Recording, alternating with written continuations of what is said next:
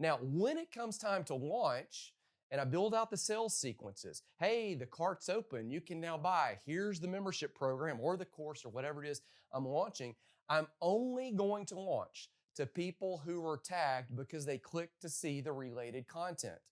So, in this example, if I have people that in that 2 to 3 week period, maybe even that month-long period, they never clicked an email, they never responded to a text, they're probably, for whatever reason during the season, they're not interested in training the dog.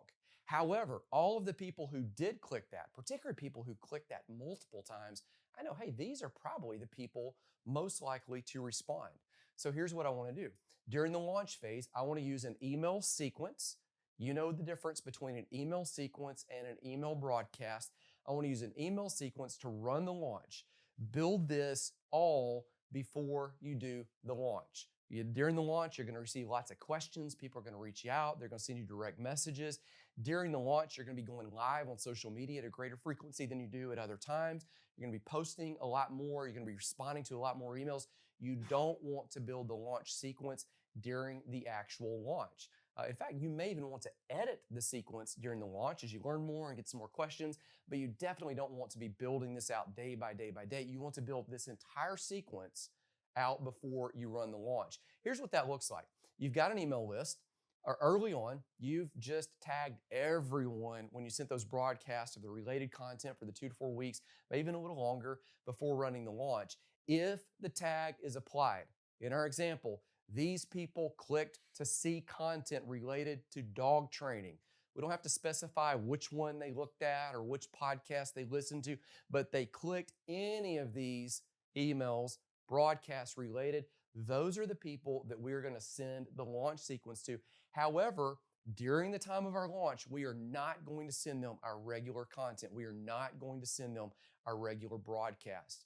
Now, to this group, there are different ways that you can increase urgency and let them know about why they should join your membership program or why they should purchase this course or even access this book. 3 ways to increase the urgency are this. Let them know, hey, here's an offer, and don't be hokey about this, but just let them know, hey, at some point in the future, this is a better deal. In fact, I'm going to close the doors. You can only purchase this. Cart closes at the end of this week on the certain date. And after that, this deal will no longer exist.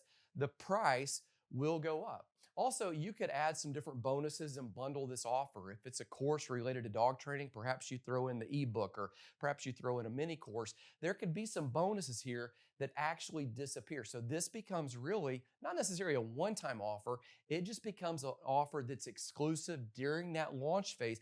And again, the only people that see this are the people who are tagged because you identified them based on their self-identification of responding to email broadcasts and even text messages all in the month leading up to that launch. And again, this is why you start with the content calendar by placing those launches on that calendar first, because everything else is going to build out around that. Here's a tip. When you're sending people that email sequence, here's what I would do to keep people, because you're going to go hot on this email sequence and send multiple emails, sometimes even 2 and 3 times a day that are in this launch sequence. Here's what you want to do. You want to put the sales copy up at the top. You do want to put a buy here button to where they can go to the sales page or even straight to the shopping cart. In some instances, you want to sign off with the PS at the bottom of the email. I think it's really important. All emails on email servers down here at the footer of the email, they have a little thing that allows people to unsubscribe completely from your list. However, if you'll put something in there that says, hey, if you don't want to hear any more about this dog training membership group, or if you don't want to hear anything else about this course, or if you don't want to hear anything else about this book that I'm releasing, just click here and I'll take you off the list and you won't hear anything else from me about it. When they click that, make it take them to a confirmation page, tag them, and remove them from the sequence. This would keep them from being removed from your entire email list so that in the future you can still communicate with that person in the future. So this is just a little hack that's going to keep people from signing off and unsubscribing completely. Now, here's what you do with people who are not on the launch list, who are not invited to that launch. People not sent in your launch sequence, they should receive regular broadcasts. So what you do during that season, during that week-long period, is you just let them know about the podcast that you have going on, which may be related content to a launch of something else that you have coming up a month or two from that period. Or it may be just repurposing old content. So again, you start seeing when you fit all of this together, you map it out on paper, it really becomes easy to know, what do I send? What do I say? What do I post on social media? You've got the content. What you just need to know is, where do I plug it in and how do I run the play?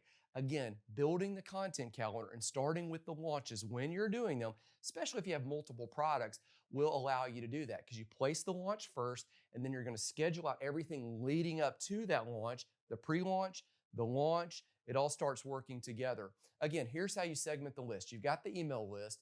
If they clicked content related to the launch, when the launch happens during that week, what you do, they've got the tag, you send them the launch sequence. You do give them that special link at the bottom that doesn't unsubscribe them from your email list, but it does say, hey, I don't want to hear anything else about this product. So you just kind of figure out some languaging for that.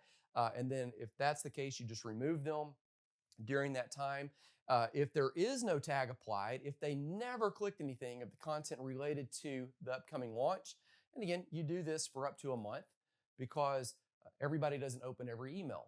So if they clicked, not just open the email, but they clicked and looked at some of the content, then they're getting the launch sequence. If they didn't, then you're just sending them the regular broadcast of what you do on a normal, everyday workflow, regardless of whether you're launching. Now, here's another important thing about your launch. Post-launch,